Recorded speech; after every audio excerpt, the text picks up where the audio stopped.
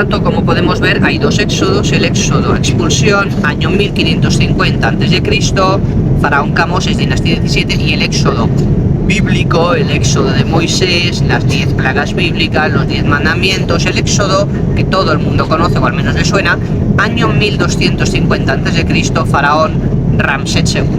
Pero ahora vamos a rizar un poquito más el rizo y vamos a dar la explicación científica de las plagas bíblicas, y para eso hay que tener en cuenta que la Biblia ubica el éxodo de Moisés, el éxodo huida, en 1250 a.C., pero la vulcanología ubica el éxodo 250 años antes, en el año 1500 a.C., en la época no de Ramsés II, sino de Tutmosis I, faraón de la dinastía 18. ¿Cómo sabemos que el éxodo tuvo lugar? Seguramente en 1500 a.C. con Tutmosis I de la dinastía 18, y no en tiempos de Ramsés II de la dinastía 19. Lo sabemos por la vulcanología. Si veis ahora donde está el avión, estamos atravesando ahora, pues pasando por la zona de Grecia, ¿de acuerdo? Ahora estamos pasando por la zona de Grecia, y a la derecha del avión está el mar Egeo, que pertenece a Grecia. En el mar Egeo hay una isla que se llama Santorini. En Santorini hay un volcán que se llama el volcán Tera. Entonces, aquí tenemos el mar Egeo, y en el mar Egeo está el volcán Tera. Entonces, el volcán Tera, en el año 1500 a.C., la vulcanología nos dice que entró en erupción. La erupción fue tan fuerte que liquidó toda vida allí, y durante siglos Santorini estuvo deshabitada. El caso es que todos los gases que expulsó el Tera de Santorini fueron a parar al delta del Nilo, todos los gases tóxicos, las cenizas, etc. Entonces, aquí es cuando se da la explicación científica de las plagas bíblicas. Entonces, lo del agua se convierte en sangre. La ceniza llega al delta del Nilo y se mezcla con el agua dulce del delta del Nilo. Al mezclarse la ceniza del volcán Tera en la isla de Santorini, fijaos, aquí está el mar Egeo por donde está atravesando ahora el avión a la derecha. Entonces todos los gases tóxicos llegan aquí al delta del Nilo, y aquí entran en contacto con el agua dulce del delta. Entonces, las cenizas, al entrar en contacto con el agua dulce, producen óxido de hierro y tiñe el agua de rojo. El agua se convierte en sangre. El óxido de hierro es venenoso. Entonces, ¿qué pasó? Que las ranas salieron a toda pastilla del delta del Nilo, toda esta zona de aquí. Entonces, tenemos la primera plaga bíblica: el agua se convierte en sangre, y la segunda, las ranas, porque las ranas, al haber óxido de hierro, que es venenoso, salen del agua. ¿Qué ocurre? Que las ranas necesitan estar humedecidas, necesitan el agua. Entonces, al no poder ir al delta del Nilo porque está contaminado por el óxido de hierro, entonces las ranas mueren, y hay cadáveres de ranas por todos lados. Entonces, eso es lo que provoca las otras plagas, los mosquitos, los tábanos. También lo que es la muerte del ganado. El agua contaminada se filtra por la tierra, llega a las plantas, los animales comen las plantas y comen plantas contaminadas con óxido de hierro y mueren. Después, las otras plagas, lo de la tormenta o la granizada. Los gases tóxicos entraron en contacto con las nubes que había en ese momento en la zona del delta y provocaron lluvia ácida, de ahí la granizada o la tormenta. Lo de las enfermedades, la lluvia ácida, al entrar en contacto con la piel, provoca quemaduras, de ahí las enfermedades. Lo de las langostas, ¿de dónde viene? Pues que en Egipto, cuando llueve, aumenta el índice de humedad. Al haber esto, se producen plagas de langostas, que se comen los trigos. Entonces, eso es la plaga de langostas. Lo de las tinieblas, pues todos los gases tóxicos cubrieron toda la zona del delta del Nilo, de ahí las tinieblas. Y luego la muerte de los primogénitos egipcios. Tradicionalmente los niños en Egipto dormían en una especie de literas, y el más mayor dormía en la zona baja. ¿Qué ocurrió? Como hemos comentado, la primera plaga sería lo del óxido de hierro. El óxido de hierro es un metal pesado y venenoso, y va rentando por el suelo. ¿Qué ocurrió? Que los niños, los hijos mayores egipcios, judíos, al dormir en la zona baja, más pegada al suelo, inhalaron el óxido de hierro y murieron envenenados durante la noche. Entonces aquí tenemos la explicación científica de las plagas bíblicas. El único problema es que la Biblia ubica el Éxodo en 1250 a.C. con Ramsés II de la dinastía 19, pero la vulcanología nos lo ubicaría 250 años antes, en la época de Tutmosis I de la dinastía 18. Ambas posturas están dentro del Imperio Nuevo, pero por alguna razón los judíos, alguna razón teológica, cuando escribieron el Éxodo, y hay que tenerlo en cuenta que lo escribieron siglos después, no ubicaron el Éxodo en 1200, ubicaron el Éxodo en 1250 a.C. en tiempos de Seti I por alguna razón teológica, pero seguramente el Éxodo tuvo lugar 250 años antes, no con Ramsés II, dinastía 19, sino con Tutmosis I de la dinastía 18. Pero bueno, esto tampoco es importante, el hecho es que el Éxodo se dio realmente y eso es lo importante. Bueno, ahora ya focalizamos aquí en Canaán. Los judíos, ¿cómo fueron ocupando la zona de Canaán? Pues para eso vamos a recurrir también a la arqueología y más concretamente a la cerámica. La arqueología, una de las cosas que estudia es la cerámica, y en función de la evolución de la cerámica podemos saber cómo los judíos fueron ocupando Canaán, si de forma violenta, de forma pacífica, etc. Bueno, tenemos aquí ya Israel. Aquí tenemos el mar Mediterráneo y esta es la zona de Israel, toda esta zona de aquí, toda esta zona de aquí. Esto actualmente es Jordania, el actual país del Moab. Aquí nacería el río Jordán, en el monte Hermón. Aquí tendríamos el mar de Galilea, lago Tiberíades o mar de Gennesaret, el río Jordán, y aquí tendríamos el mar Muerto. Bien, la zona norte, donde se ubicaría la provincia de Galilea, los judíos, aquí llegaron los judíos del Éxodo de Moisés, el Éxodo huida. Fue esta zona, la zona norte, fue por ocupación militar. ¿Cómo lo sabemos? Porque la cerámica cambió bruscamente. Aquí los judíos ocuparon la zona del Tiberíades, para entenderlo, la zona norte de Galilea, por la fuerza, ocupación militar. La cerámica cambió bruscamente. La zona centro, que sería la provincia de Samaria, aquí la cerámica curiosamente no cambió. Entonces aquí fue por revolución social. Así como la zona norte fue por ocupación militar, la cerámica cambió bruscamente en la zona del Tiberíades, en la provincia, en lo que es la provincia de Galilea. En ese momento obviamente no era la provincia de Galilea, estoy haciendo la traducción a las provincias que había en tiempos de Jesús.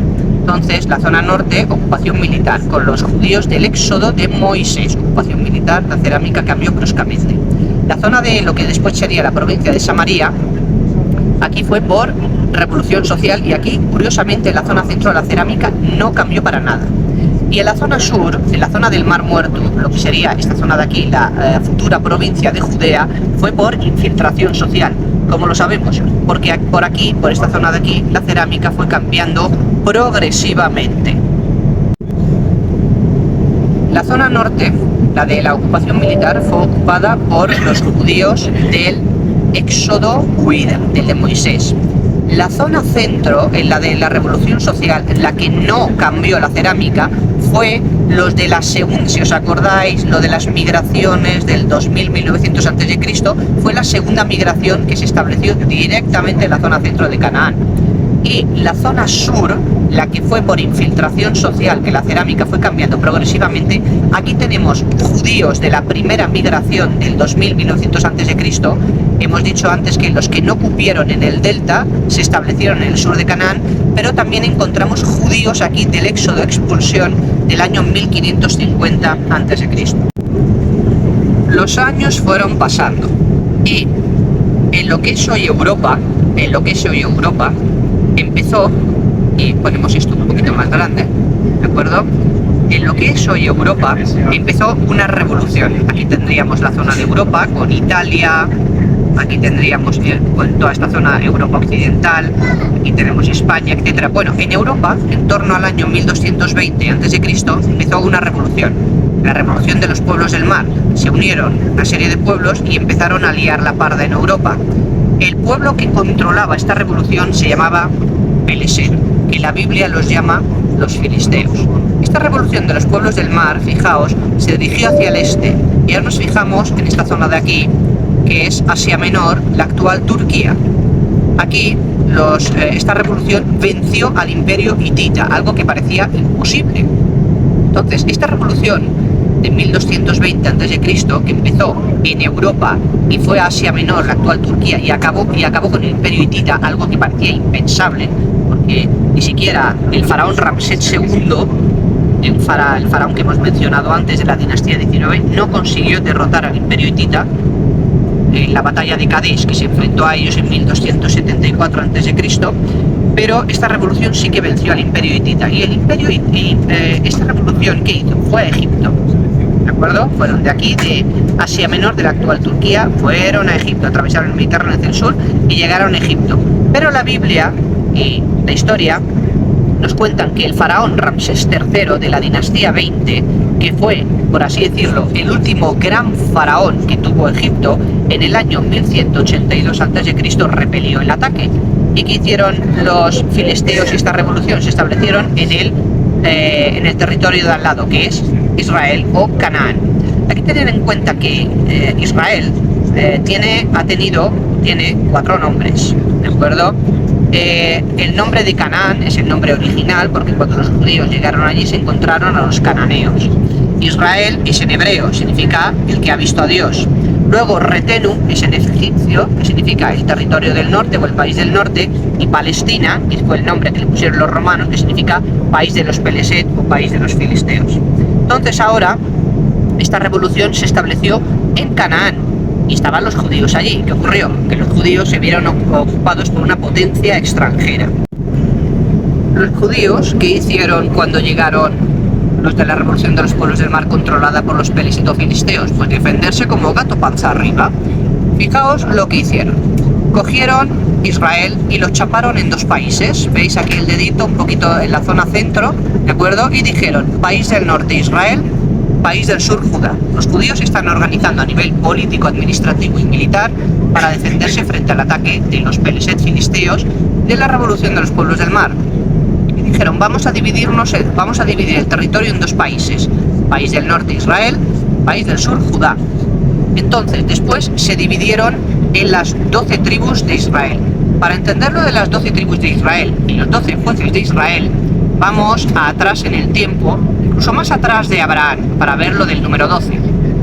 Vamos a los patriarcas antediluvianos. Estamos en el Génesis. Adán, Set, Enos, Kenan, Mahalalel, Yeret, Enoch, Matusalén, Lamec y Noé. Noé tuvo 3 hijos: Sem, padre de los hebreos; Jafet, padre de los europeos; y Cam, padre de los africanos.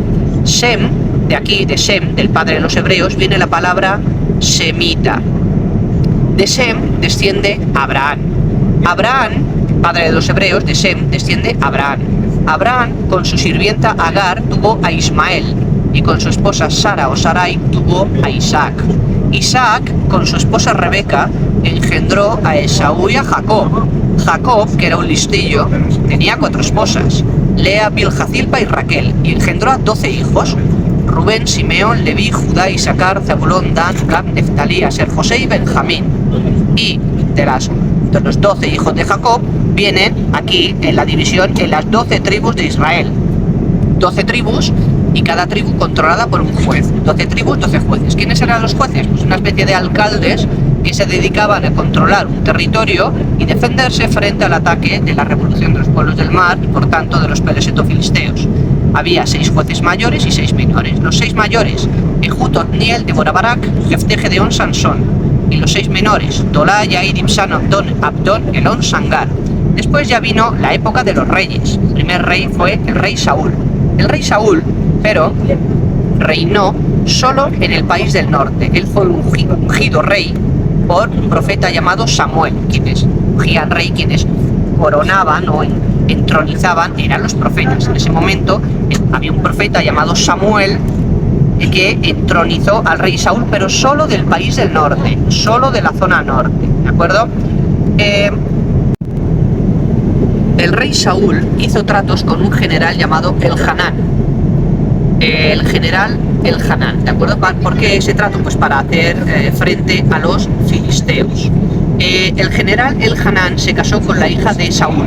La hija de Saúl se llamaba Micol. El general el Hanán hizo estos tratos con Saúl, se casó con la hija de Saúl, que era Micol. Entonces el Hanán y Saúl se pelearon y Saúl murió frente a los filisteos. Entonces, en el país del norte eligieron al general el Hanán como rey y es más conocido como el rey David, y lo ungió rey el profeta Samuel, el mismo que ungió rey al rey Saúl. Entonces, el general el Hanán es entronizado rey por aclamación popular y ungido rey por el profeta Samuel, pero del país del norte. Y después los del país del sur, de Judá, tenemos recordados dos coronas, país del norte Israel, país del sur Judá. Los del país del sur Judá también aclaman a David como rey y el profeta Samuel lo corona rey también del país del sur. Por tanto, David tiene una doble corona, país del norte Israel, país del sur Judá. Él tuvo 3 esposas, Micol, Hagit y Betsabé, y tuvo varios hijos, Amnón, Absalón, Adonías, Yedidías y Tamar. El rey Saúl, volvemos a Saúl, que me he olvidado de decir que él reinó antes del año 1010, pero solo en el país del norte, Israel. El rey David reinó del 1010 al 966 a.C., del 1010 al 966 a.C., y él tenía una doble corona, país del norte Israel, país del sur Judá.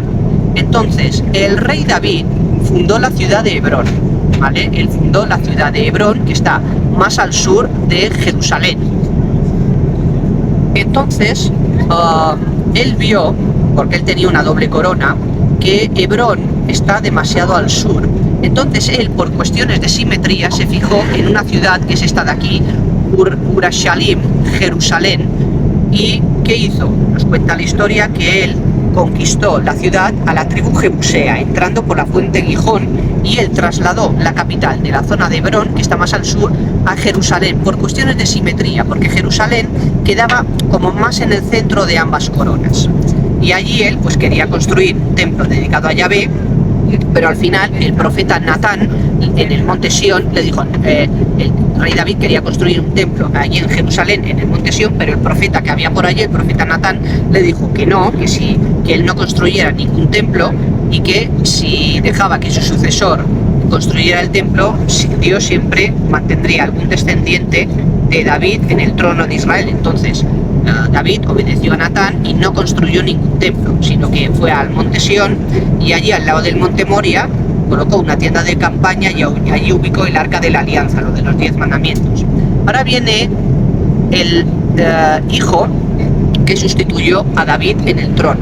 El nombre original es Yedidías, pero es más conocido como el rey Salomón, que reinó del 966 al 930 a.C. Entonces, el rey Saúl, que reinó solo en la zona norte, país del norte de Israel, antes del 1010 a.C. El rey David, que tenía las dos coronas, país del norte Israel, país del sur Judá, país del norte Israel, país del sur Judá, del 1010 al 966 a.C. Y el rey Salomón, que también tenía una doble corona, país del norte Israel y país del sur Judá, del 966 al 930 a.C. Y el rey Salomón sí que construyó el templo de Jerusalén, que ocupaba 5 hectáreas. Salomón murió en el año 930 a.C., hemos dicho, Saúl antes del 1010, David del 1010 al 966 y Salomón del 966 al 930 a.C. Cuando murió Salomón, su hijo Roboam solo pudo heredar la zona sur del país de Judá, porque en el norte aclamaron como rey a un general llamado Jeroboam. Entonces, ya no es como con el rey David o Salomón, que era un rey con 2 países, 2 coronas, sino que con la muerte de Salomón en el 930 a.C., las 2 coronas se separan. Ya no es un rey con 2 coronas, sino que son 2 reyes, 2 coronas, 2 países. Queda la cosa como queda: país del sur, Judá, capital, Jerusalén, rey Roboam I, hijo de Salomón. Y el país del norte, Israel, capital, Samaria, rey Roboam I, rey Jeroboam I, el general Jeroboam. Y las 2 coronas se separan. Entonces, la historia de Israel vienen una serie de reyes, y todos estos reyes, excepto Jeroboam, todos, que es del país del norte, todos vienen del país, son del país de Judá, capital Jerusalén.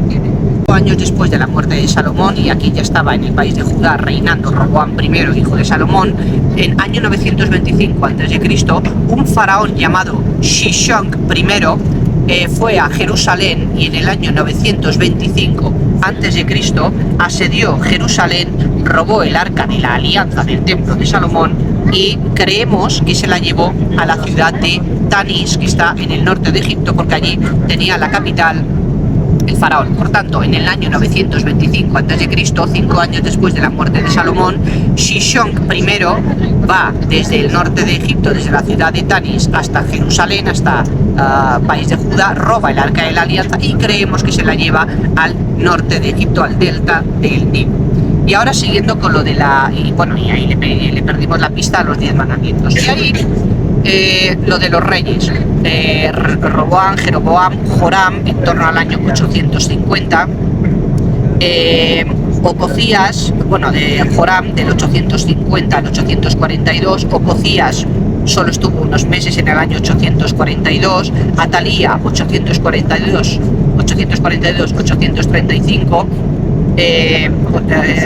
Atalía 842-835, Joás 835-796, Amasías 796-767, Ocías 767-741, Jotán de Judá 741-734, Ahaz o Acaz tenía estos dos nombres, 734-715, Ezequías 715-697, Manasés 697-642, Manasés del 697 al 642 fue el que más tiempo estuvo, 55 años, y según la Biblia el peor rey de todos.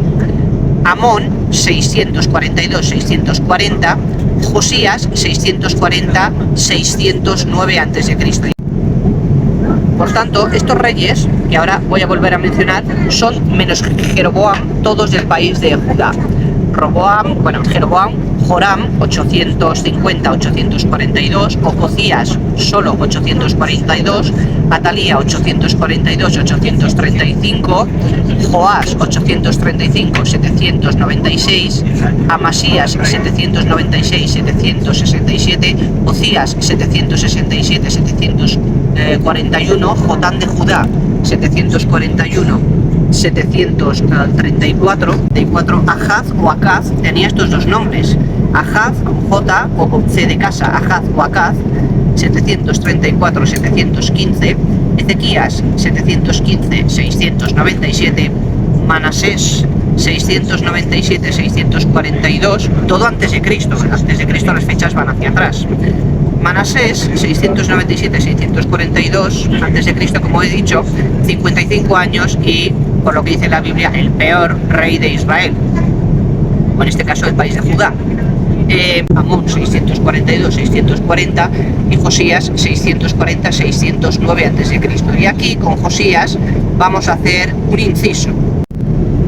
Ahora nos detenemos en tiempos de Josías, del 640 al 609 a.C. En este momento había dos grandes superpotencias, para que lo entendáis, como por ejemplo ahora Estados Unidos, China, ¿vale? Pues en ese momento, entre el 640 y el 609 a.C., había dos grandes superpotencias. ¿Quiénes eran?